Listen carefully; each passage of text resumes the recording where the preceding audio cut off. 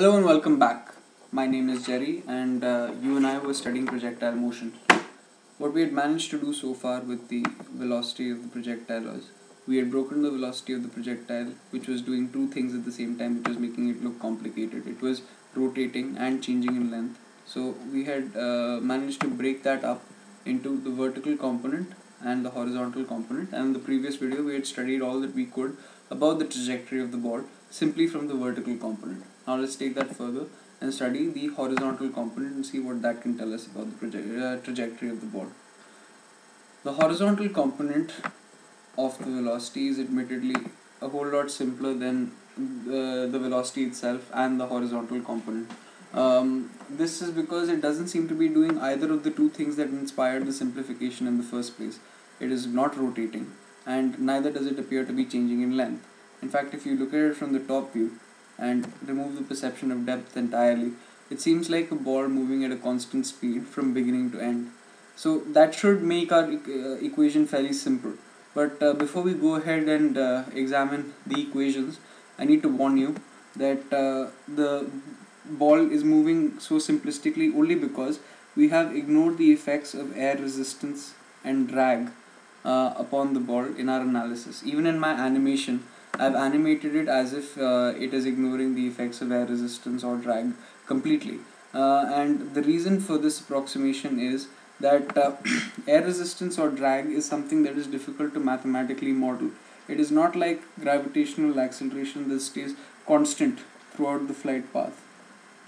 This is easy to incorporate in our equations because it stays constant. It's not like we've gone to astronomical heights in which gravitational acceleration becomes less. So during the entire course of the flight, g has stayed constant for us.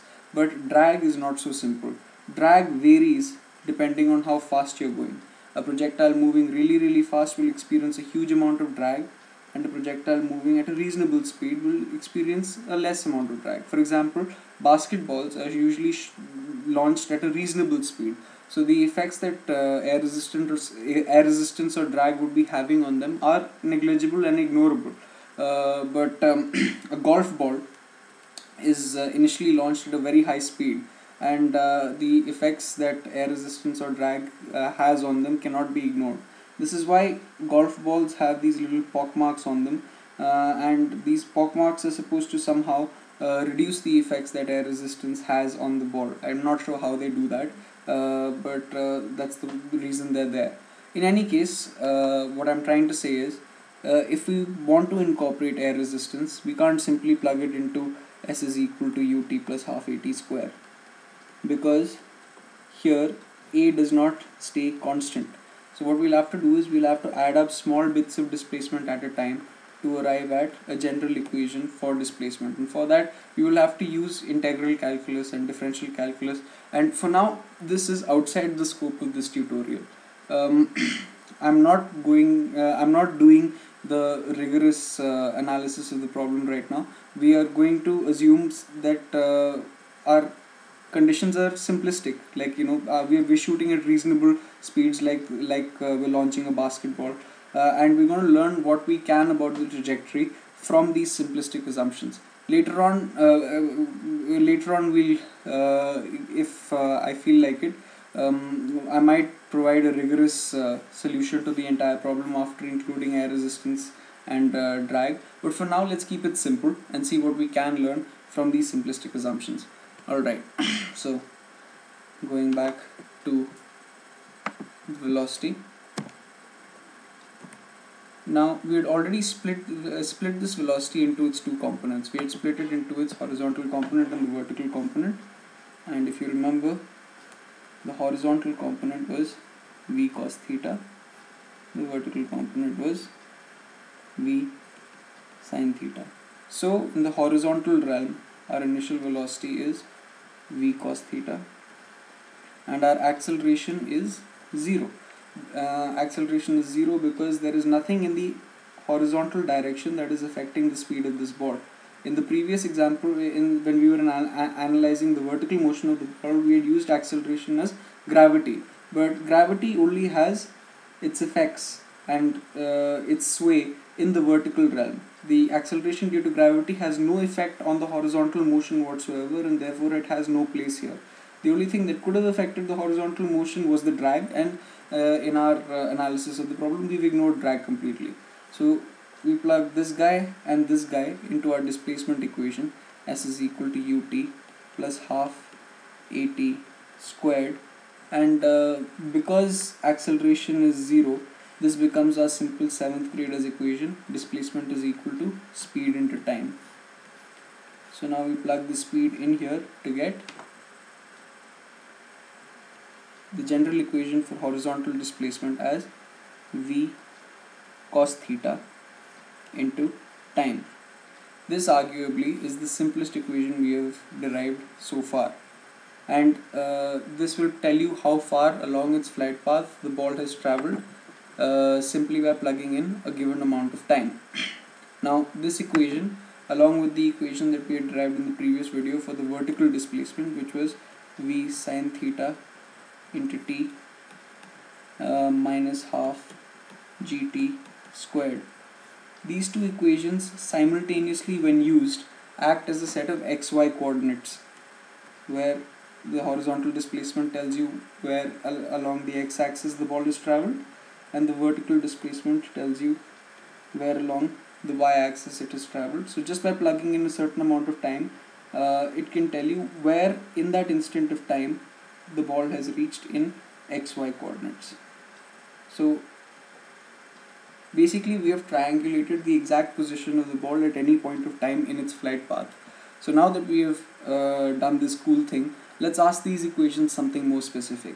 Let's ask the first equation, the horizontal displacement equation, something more specific about the flight path. Let's ask it what the maximum range of the flight path will be. The maximum range is the distance it travels from the point of launch to the point of first bounce. Now if you look at this equation,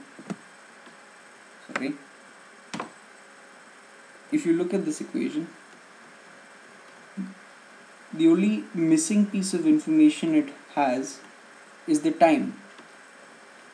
We have already plugged in our known speed, and we've already plugged in our known angle. So this much of the quantity is already fixed and is already determined. We already know it. So now all we have left to plug in is time. So I ask you this: how much time should I plug in to find out what the maximum range is? Well, that's an obvious answer. If I plug in the total time of flight, it will tell me what my maximum range is, because it took the total time of flight to go from here to here.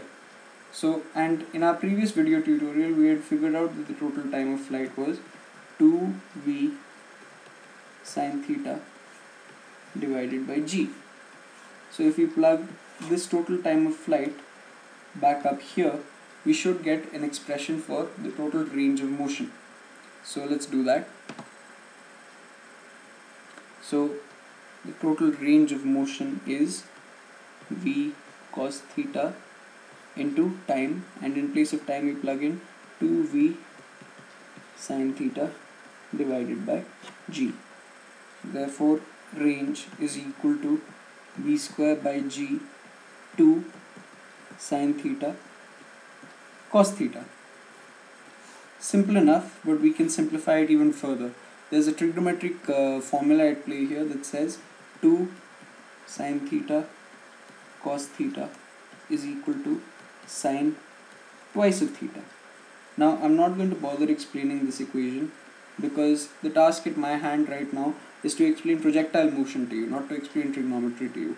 So for now, take this for granted and plug it in here to simplify the equation. If some of you are not satisfied by that, then I'll provide links below the video that take you to rigorous proofs for this equation. But for now, take it for granted so that we can see what it does to our physical explanation of the problem. So let's plug it in and say range is equal to v square by g sine twice of theta. This, my friends, is a very, very interesting equation. It is a very interesting equation primarily because of the way 2 theta features in here and what it means for our physical range, our physical understanding of the problem.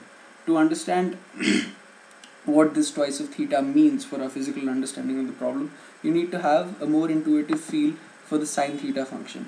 So let's do that. Let's analyze what the sine theta function actually means. Sine theta function, like I had explained in our first tutorial on projectile motion, the sine theta function simply means the ratio between the side opposite to theta to the hypotenuse of the right angle triangle. So let's try and map that out, shall we? We are mapping out how sine theta varies with theta. Now for a small theta, this is a tiny theta that's very comparable to 0. The opposite side is infinitesimally small compared to the hypotenuse. In fact, when theta shrinks to 0, this right angle triangle shrinks to a line on which the opposite side is 0 and the hypotenuse is as large as you initially made the hypotenuse. So for sine theta, as theta is equal to 0, sine of 0 is equal to 0 because opposite is 0 and opposite upon hypotenuse will obviously then be 0. So the sine theta curve begins here. Then as theta grows, this opposite side becomes comparable in length to the hypotenuse, and when it grows even further, it really starts looking almost as tall as the hypotenuse. Opposite. It starts looking almost as tall as the hypotenuse, but you must remember that the hypotenuse is always the largest side in the triangle. So the opposite side might get close, but it will always stay lesser in length in comparison to the hypotenuse. So this ratio here, opposite upon hypotenuse, will always be lesser than 1 because what is in the numerator is smaller than what is in the denominator. So let's create a maximum peak here. Let's create the maximum value that sine theta can reach as 1. This is the limit. This is the upper limit that the sine theta function can reach. So as theta grows, the sine theta function begins to climb and starts approaching 1. And when you actually hit the 90-degree angle, the opposite side leans completely onto the adjacent side and becomes equal in length to the hypotenuse. Again, our triangle is shrunk into a line and the opposite side has become equal to the hypotenuse, and therefore this ratio, opposite upon hypotenuse, has become 1. So our sine theta function peaks when theta reaches 90 degrees. And then let's take it further. Let's take the angle theta further and see what happens. So now I've taken it to something like 120 degrees, and if you notice, the opposite side has now begun to shrink again in comparison to the hypotenuse. This is the hypotenuse here. The hypotenuse has stayed the same length it always was during the rotation, and the opposite side has begun to shrink again. So symmetrically, it starts going down on this side until you reach 180 degrees and it hits 0 again. So the takeaway from all of this is the sine theta function, or the sine of whatever you plug in here function, takes its maximum value 1 when whatever you plug in here takes the value 90 degrees. So let's analyze our equation again. R is equal to v square by g sine twice of theta. So therefore sine twice of theta will take its maximum value 1 when twice of theta becomes 90 degrees. So we reach our maximum value for sine twice of theta when twice of theta is equal to 90 degrees, or when theta is equal to 45. This is profoundly interesting. This is profoundly interesting because what this means for our range of motion is that we tend to shoot the farthest when we shoot at a 45-degree angle. This is a completely non-obvious thing to say, and I thought that it would be helpful for you to understand what exactly goes down if you had an animation to help you visualize what exactly is happening here. So I've animated out something for you.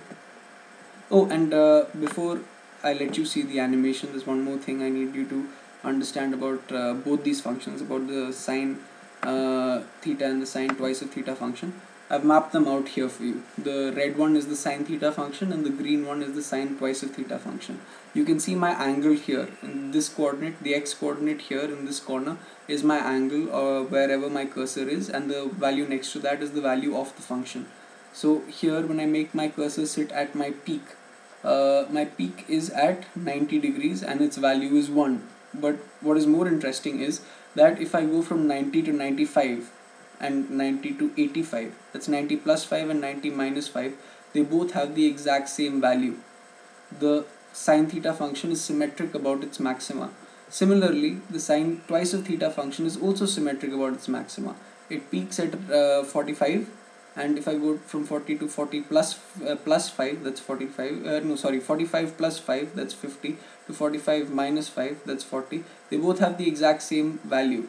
So 45 plus any angle will have the same value as 45 minus any angle. What this means for our range is that if I shoot a projectile at a 45 degree angle, it will go the maximum distance. But if I shoot a projectile at 45 minus x, it will go the same distance as a projectile shot at 45 plus x. That to me is brilliant. And keep in mind that I've shot all these three at the same speed. Obviously the things will become incomparable if I shoot this one at a smaller speed and these two at a speed much larger than that. So all three being shot at the same speed, only varying in angle, the 45 degree one will have the largest range, and the 45 plus x and the 45 minus x will land in the exact same spot. And one more thing, the maximum range for a given speed, let's say if v is fixed, the maximum range that you can reach is r is equal to v square by g sine twice of 45, which is equal to v square by g sine 90, which is equal to v square by g. So given that you have a gun that shoots something at a maximum limit of speed, this is how far you can reach. This is the maximum possible range you can achieve, and you will only achieve this maximum possible range when you shoot it at 45 degrees with respect to the ground. Alright, now let's go and see my animation. What I've done here for you is I've fired 3 projectiles all at the same speed. The first at 45 degrees, which is grey. The second at 45 degrees minus 25 degrees, which is equal to 20 degrees. This one is blue. And the third I fired at 45 degrees plus 25 degrees, which is equal to 70 degrees. And this one is red. And watch what happens.